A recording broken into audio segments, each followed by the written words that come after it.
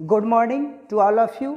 आज हम आपको एक बहुत ही interesting and most important topic त्रिकोणमिति के बारे में बताने जा रहे हैं। आप इसका कंसेप्ट को ध्यान से सुनिए, समझिए।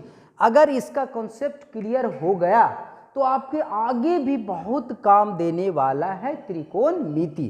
तो सबसे पहले हम चलते हैं कि त्रिकोणमिति का अर्थ क्या होता है। हमको त्रिकोणमिति पढ़ना है तो ये क्या है, कैसे पढ़ें, क्या करें। बहुत परेशानी भी होती है, बच्चे को डर जाते हैं त्रिकोणमिति से, लेकिन डरना नहीं है। बहुत ही आसानी से आप इसका कॉन्सेप्ट समझिए और ये बेहतर बात यह है कि इससे बहुत ज़्यादा अंक का प्रश्न भी आपके एग्जाम में आता है। और ये भी बात है कि त्रिकोणमिति सिर्फ 10th क्लास तक नहीं, ये 10th क्लास का है त्रिकोणमिति।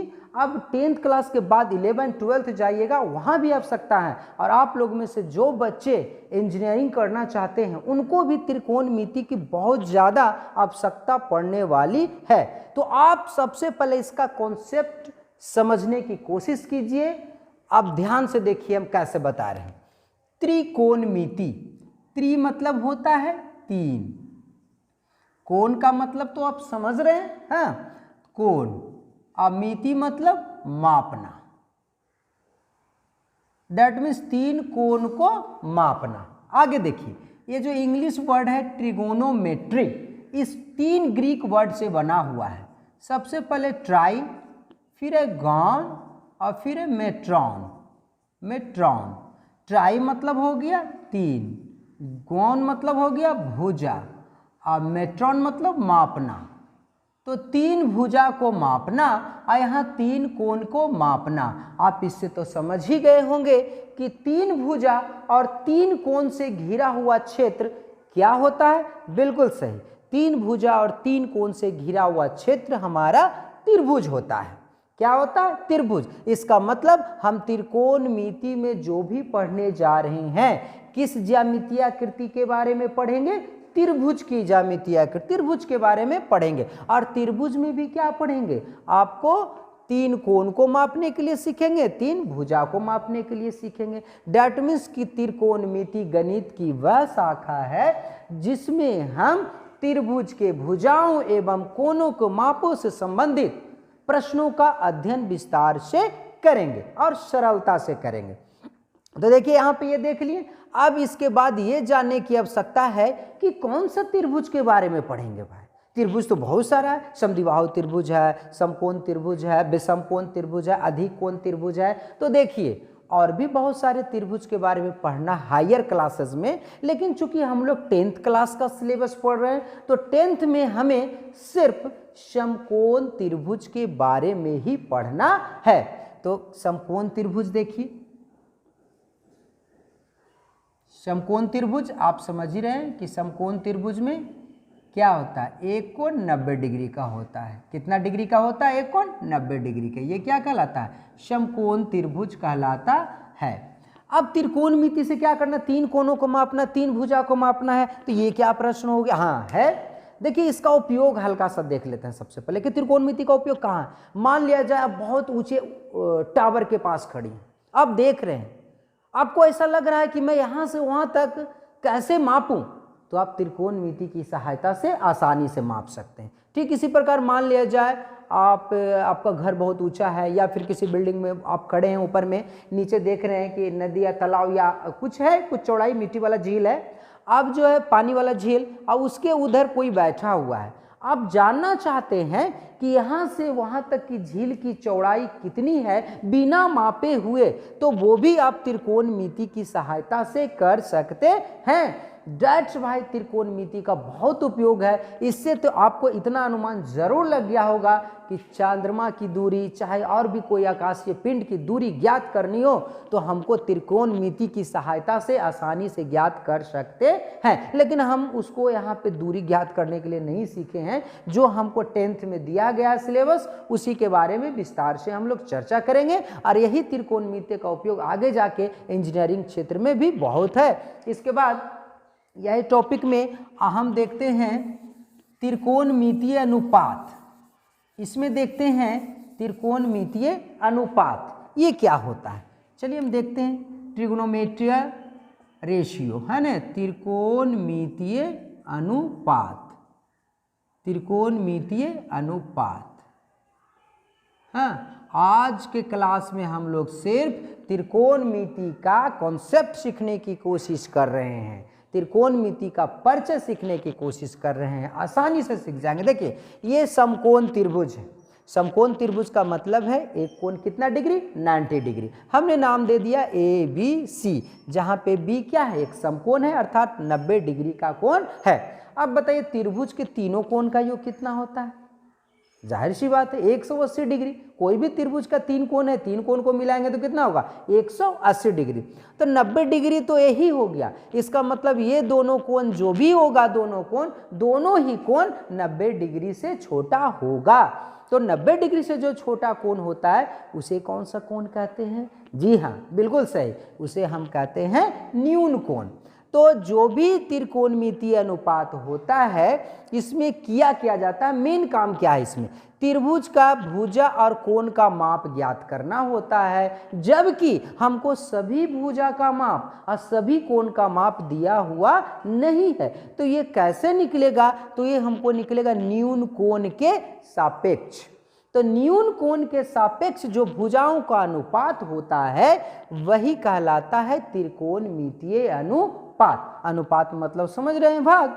तो देखिए इसमें कितना अनुपात बनता है, इसके जानने से पहले सबसे पहले आपके मन में एक जरूर आया होगा कि ये समकोण त्रिभुज है, 90 डिग्री है, इसका मतलब पाइथागोरस प्रमेय तो हमको याद करना ही होगा, क्योंकि समकोण त्रिभुज से संबंधित अगर सबसे अच्छा किन्हीं ने बताया है प्रमेय तो वो पाइथागोरस ने ही बताया है। तो उनके अनुसार समकोण त्रिभुज में जो सबसे बड़ा कोण अर्थात 90 डिग्री, समकोण के सामने वाली जो भुजा होती है वो कहलाती है कर्ण। समकोण के सामने वाली भुजा क्या कहलाती है, कर्ण। इसे इंग्लिश में हाइपोटेन्यूज कहते हैं, इसलिए हम H से डिनोट करते हैं, ठीक। और न्यून कोण तो दो हमारा है, ये भी है ये भी है। तो देखिए समकोण के सामने वाली भुजा, समकोण के सामने वाली भुजा हमारा क्या रहेगा, हमेशा सामने वाली भुजा हमारा क्या रहेगा, कर्ण रहेगा। अब इसमें से लंब किसको माने, तो देखिए यहाँ पे दो न्यून कोण है, तो जिस न्यून कोण के सापेक्ष ज्ञात करना है आपको भुजा, वो न्यून कोण के सामने वाली भुजा लंब कहलाएगी। तो मान लिया जाए ये कोण के बारे में हम न्यून कोण इसको ले लिए, तो इसके सामने वाली भुजा क्या हो गया, ए बी हो गया ये, तो ये हमारा क्या हो गया, लंब, जिसका अंग्रेजी में होता है परपेंडिकुलर। तो परपेंडिकुलर को हम पी से डिनोट करते हैं। तो देखिए न्यून कोण की सम्मुख भुजा ये क्या कहलाएगा, हमारा लंब कहलाएगा। और एक शेष तीसरा जो भुजा बचा, इसके बारे में बताने की क्या आवश्यकता है, ये तो डायरेक्ट क्या हो जाएगा, ये आधार हो जाएगा। आधार को इंग्लिश में हम बेस कहते हैं, इसलिए हम बी से डिनोट भी करते हैं। लेकिन कहीं अगर हमने न्यून कोण इसके सापेक्ष लिया, तो अगर ये न्यून कोण हम लेते इसको सापेक्ष, तो इसके सामने बोला भुजा बी सी क्या हो जाता, आपका लंब हो जाता, और ये क्या हो जाता, आधार। अब देखिए इसमें अनुपात हम निकालते हैं कि इस समकोण त्रिभुज में कितना अनुपात बन सकता है, ठीक। अब देखिए इसका अनुपात निकालते हैं, उम्मीद करते हैं ये लिख लिए होंगे। चलिए ठीक, आगे हम देखिए अनुपात इसका करते हैं, कितना अनुपात बन के तैयार होता है। देखिए एक अनुपात हम ले सकते हैं लंब बटा कर्ण, देखिए लंब बटा कर्ण हमने लिया। आप इसे शॉर्ट में इस प्रकार भी लिख सकते हैं H बटा P, ये अपनी सुविधा अनुसार आप कर सकते हैं, ये भी लिख सकते हैं। और देखिए लंब बटा कर्ण, एक आधार बटे कर्ण भी ले सकते हैं, देखिए आधार बटा कर्ण। तो इसे सांकेतिक भाषा में कैसे हम लिख सकते हैं, VYH, ये ले सकते हैं। और क्या ले सकते हैं, देखिए लंब बटा आधार, लंब बटा आधार, लंब बटा आधार है, इसे हम कैसे इंडिकेट करेंगे, PYV। तो देखिए P बटा हमने B ले लिया। अब क्या करें, अब तो और नहीं, तीनों भुजा तो आ ही गया। अब तीनों भुजा आ गया तो इसका अनुपात अब क्या करते हैं, सबको पलटते चले जाते हैं, तो वो रेशियो तो अलग होगा। क्यों, क्योंकि अगर 3/4 है तो 3/4 और 4/3 क्या दोनों बराबर रेशियो? जी नहीं, बिल्कुल अलग है। तो हम इसको पलट देते हैं, जैसे लंब बटा आधार है तो अभी हम लिख देते हैं आधार बटा लंब। इधर से विपरीत चलते हैं, इसे क्या डिनोट करेंगे? आधार चला गया ऊपर, लंब चला आया नीचे। अब इसी प्रकार देखिए यहाँ पे क्या हो जाएगा? कर्ण बटा आधार, कर्ण बटा आधार हम लिख सकते हैं। कर्ण बटा आधार को हम कैसे डिनोट करेंगे? h/v से, है ना। फिर इसको हम लिख लेते हैं कर्ण बटा लंब, कर्ण बटा लंब। तो इससे कैसे डिनोट करेंगे हम? कर्ण, कर्ण कहाँ चला गया? ऊपर, h। ओहो, यहाँ पे देखिए हम गलत कर दिए था ना, यहाँ पे लंब बटा कर्ण है तो इसको हम लिखेंगे p/h। लंब परपेंडिकुलर का p, गलती हो गया थोड़ा सा मिस्टेक। कर्ण, कर्ण को हम डिनोट करते हैं h से, लंब को p से। तो देखिए अब हम लिख लिए। अब देखिए ये 6 अनुपात के अलावा और कोई भी अनुपात इससे नहीं बनता है। तो ये अनुपात को दर्शाने के लिए हम एक सांकेतिक चिन्ह का प्रयोग करते हैं। वो सांकेतिक चिन्ह है, देखिए पहला सांकेतिक चिन्ह जो लंब बटा कर्ण है, तो इसको सांकेतिक चिन्ह के रूप में हम साइन थीटा करके लिखते हैं। अब बोलिएगा थीटा क्या है? थीटा हमने इस कोण को, न्यून कोण को मान लिया है। अगर इसको नहीं भी मानते तो साइन सी लिखते, सी भी चलता। तो ये जरूरी नहीं कि थीटा, हम थीटा, अल्फा, बीटा, गामा, ए, बी, सी, डी, कुछ भी जो भी न्यून कोण माने, न्यून कोण के सापेक्ष मान रहे हैं उसको लिख सकते हैं। तो ये साइन थीटा लिखें तो साइन थीटा कोई सूत्र नहीं है, साइन थीटा सिर्फ लंब बटा कर्ण का एक क्या है? सांकेतिक रूप है। और ये साइन थीटा का मतलब ये भी नहीं कि साइन और थीटा आपस में गुना है, नहीं, वो गलत है, ये सिर्फ इसका संकेत है। तो साइन थीटा बराबर क्या हो गया? लंब बटा कर्ण। ठीक इसी प्रकार अगर आधार बटा कर्ण रहेगा तो इसे हम कहेंगे कॉस थीटा। उसी प्रकार लंब बटा आधार रहेगा तो हम क्या बोलेंगे? टैन थीटा, इसको थीटा बोला जाता है। आधार बटा लंब है तो कॉट थीटा। देखिए टैन थीटा का उल्टा कॉट थीटा हो गया ना। लंब बटा आधार हम क्या लिख रहे हैं? आधार बटा लंब। अब उसी प्रकार अब देखिए कॉस थीटा बराबर क्या था? आधार बटा कर्ण। अब इसको पलट दिए, कर्ण बटा आधार, तो हम कॉस को कॉस नहीं, अब यहाँ क्या बोलेंगे? Sec theta. ठीक इसी प्रकार छठा देखिए साइन थीटा बराबर था लंब बटा कर्ण, यहाँ पे क्या हो गया? कर्ण बटा लंब, पलट गया तो साइन का उल्टा होता है कॉसेक थीटा। क्या होता है? कॉसेक थीटा, जो कि सिर्फ एक संकेत है। अब देखिए ये 6 ही अनुपात है, इसी को आपको याद करना है। अब ये याद कर लीजिएगा, sine theta, cos theta, tan theta, और उसके बाद इसका टैन का उल्टा कॉट हो गया, कॉस का उल्टा सेक हो गया, साइन का उल्टा कॉसेक हो गया, इसका वाइस वर्सा, मतलब कॉट का उल्टा टैन भी बोल सकते हैं, सेक का उल्टा कॉस बोल सकते हैं, कॉसेक का उल्टा साइन आप बोल सकते हैं, ऐसे करके।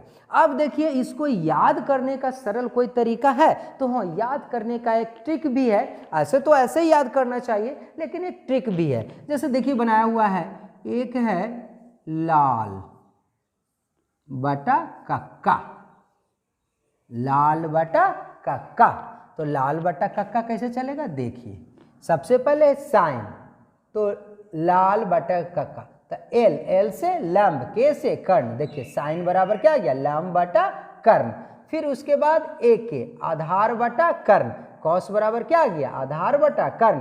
फिर आ गया टैन, लंब बटा आधार। देखिए टैन लंब बटा आधार, और इसी का विपरीत फिर चलिए तो देखिए हो जाएगा, अब हो जाएगा कॉट थीटा बराबर आधार बटा लंब, और फिर देखिए सेक थीटा बराबर कर्ण बटा आधार, और फिर कॉसेक थीटा बराबर कर्ण बटा लंब। तो एक ऐसे करके भी ट्रिक से याद कर सकते हैं। एक और ट्रिक है इसका, जो देखिए जैसे देखिए पंडित बद्री प्रसाद, पंडित बद्री प्रसाद हरी हरी बोल, सोना चांदी तोड़।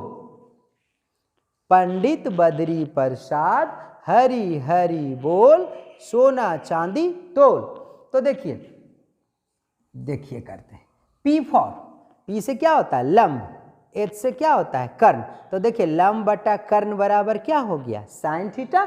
इसी प्रकार यहाँ देखिए B for base, H for कर्ण, तो ये हो गया आधार बटा कर्ण बराबर क्या होता है कॉस थीटा, देख रहे हैं इधर। उसी प्रकार P लंब बटा V आधार, तो लंब बटा आधार बराबर tan थीटा, आप देख रहे हैं। और फिर इसी का वाइस वर्सा उल्टा चले आइएगा, ये हो जाएगा, इसको पलट दीजिएगा तो tan थीटा क्या हो जाएगा cot थीटा, cos का उल्टा फिर पलट दीजिएगा तो sec थीटा, और इसको पलट दीजिएगा sin का उल्टा तो cosec। ये आप सुविधा अनुसार अपना याद कर सकते हैं, ऐसे भी याद कर सकते हैं। अगर नहीं याद हो पाया तो आप ट्रिक के आधार पर भी इसको याद कर सकते हैं, और इसका ट्रिक आप अपने अनुसार भी बना सकते हैं, है ना। बहुत सारा है स्लोगन करके आप अपने ट्रिक के अनुसार याद कर सकते हैं, क्योंकि दूसरा का बताया हुआ ट्रिक हो सकता है आपको नहीं याद रहा, तो खुद से ट्रिक बनाने की कोशिश कीजिए, आपको याद होगा ज़्यादा बेटर से। अब इस पर एक आध अगर हिसाब भी हो जाता है तो ज़्यादा बेटर है। तो हम देखिए एक हिसाब आपको समझाने की कोशिश करते हैं, देखिए,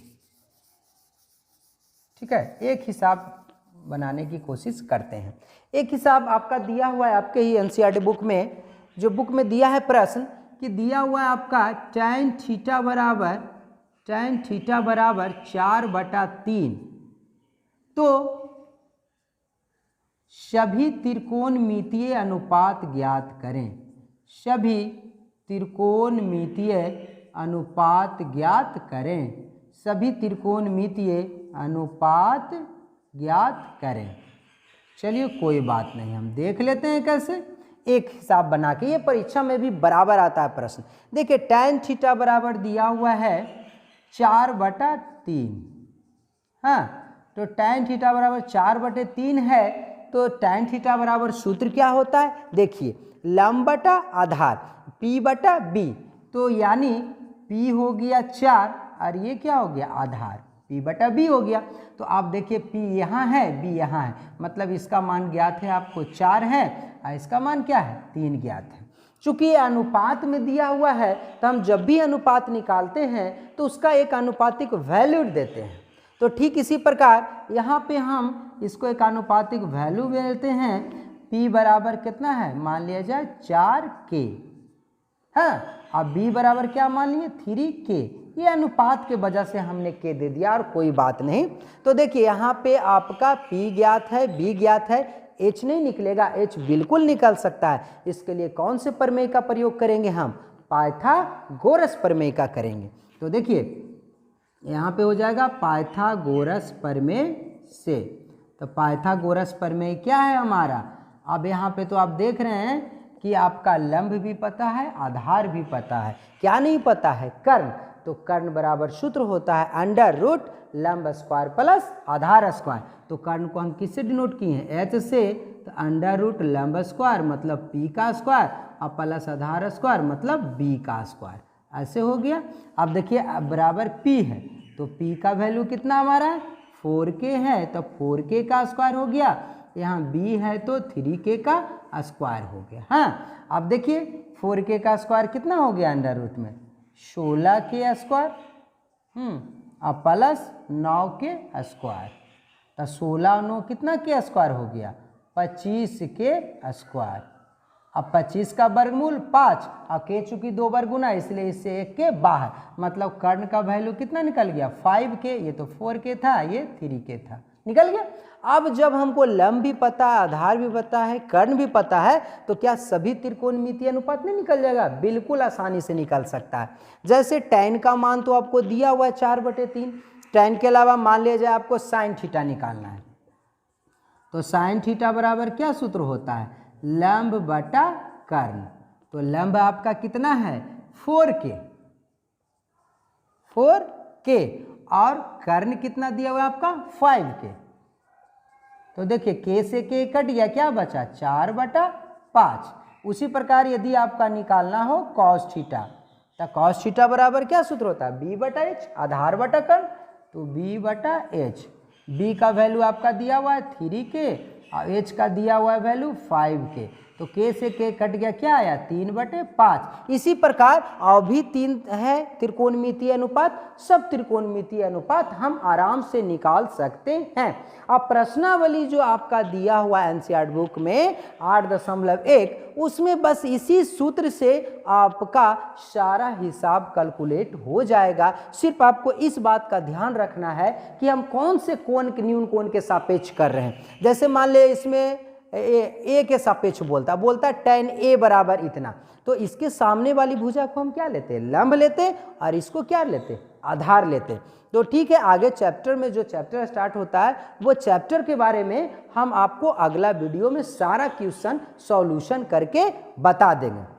तो उम्मीद करते हैं हमारे द्वारा बताया हुआ आपका त्रिकोणमिति का पूरा कंसेप्ट अच्छे से समझ में आ गया है। अगर अच्छे से समझ में आ गया है तो हमारे वीडियो को सब्सक्राइब, लाइक और शेयर करना ना भूलें, और चाहते हैं कि जल्दी से जल्दी आप पर सबसे पहला वीडियो हमारा पहुंचे तो हमारे चैनल को ज़रूर सब्सक्राइब, लाइक और शेयर करें। आज के लिए इतना ही, धन्यवाद।